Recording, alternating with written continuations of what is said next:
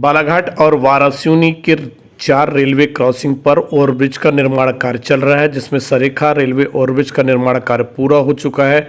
तो उसके बाजू में बने अंडरपास का मरम्मत कार्य चल रहा है, जिसे 15 दिन के भीतर पूरा करने के निर्देश दिए गए हैं। तो वहीं इसी ओर भटेरा रेलवे ओवरब्रिज के निर्माण कार्य के लिए भूमि अर्जन का काम पूरा नहीं हुआ है। लगभग 900 मीटर का कार्य प्रारंभ होना है। उससे पहले भटेरा रेलवे ओवरब्रिज के बारे में ट्रैफिक प्लान तैयार करने को कहा गया है। इस दौरान जानकारी दी गई कि भटेरा रेलवे सर्विस रोड की मरम्मत कार्य किया जाएगा। प्रधानमंत्री सड़क योजना के अधिकारियों से जानकारी ली गई कि सेंट मेरी से लेकर आंवलाझरी तक रखरखाव का सड़क का काम पूरा किया जाए ताकि सुविधा हो सके। तो रेलवे के अधिकारियों ने बताया कि हल्के वाहन के लिए अस्थायी लेवल क्रॉसिंग शिफ्टिंग का कार्य किया जा रहा है। इसी तरह यदि बात की जाए वारासिवनी की, तो वारासिवनी के विषय में भी जानकारी इसी प्रकार से अधिकारियों ने दी कि यहाँ पर भी काम प्रगति पर है। उन्होंने तो यहाँ तक बता दिया कि मार्च 2026 में वारासिवनी के इस ओवरब्रिज का निर्माण कार्य पूरा तक हो जाएगा। अभी वर्तमान में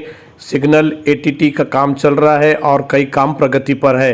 तो निश्चित ही अनुमान यही लगाया जा रहा है कि गर्रा रेलवे ओवरब्रिज और वारासिवनी रेलवे ओवरब्रिज का निर्माण कार्य जल्दी पूरा हो जाएगा, जिससे बालाघाट जिले के अंदर निर्माणाधीन 4 में से 3 रेलवे ओवरब्रिज का निर्माण कार्य पूरा हो जाएगा। तो बड़ा पेच भटेरा चौकी रेलवे ओवरब्रिज पर है, जिसमें भूमि अर्जन का काम बाकी है और लगभग 900 मीटर का काम प्रारंभ उसी के बाद होगा जब भूमि अर्जन का काम पूरा हो जाएगा। वर्तमान समय में देखा जाए तो ट्रैफिक प्लान के तहत लोक निर्माण विभाग द्वारा या फिर प्रधानमंत्री सड़क रोजगार योजना के द्वारा सेंट मेरी से लेकर आंवलाझरी तक सड़क को ठीक ढंग से नहीं बनाया गया है, या कहे कि इस पर काम ही नहीं हुआ है, क्योंकि यह सड़क बहुत छोटी है। यदि इस पर आवागमन शुरू हुआ तो पहले दिन ही ट्रैफिक जाम से जनता परेशान हो जाएगी। दूसरी ओर बड़ी परेशानी यह है कि भटेरा चौकी के भीतर रोड जो है अवंतीबाई चौक से लेकर भटेरा चौकी और वहां से लेकर लगभग सेंट मेरी स्कूल जहां से ओवरब्रिज का निर्माण कार्य शुरू हुआ है, उसके भीतर में 20 रोड अंदर की आती है, जिससे लोग अंदर से बाहर मुख्य सड़क पर आते हैं।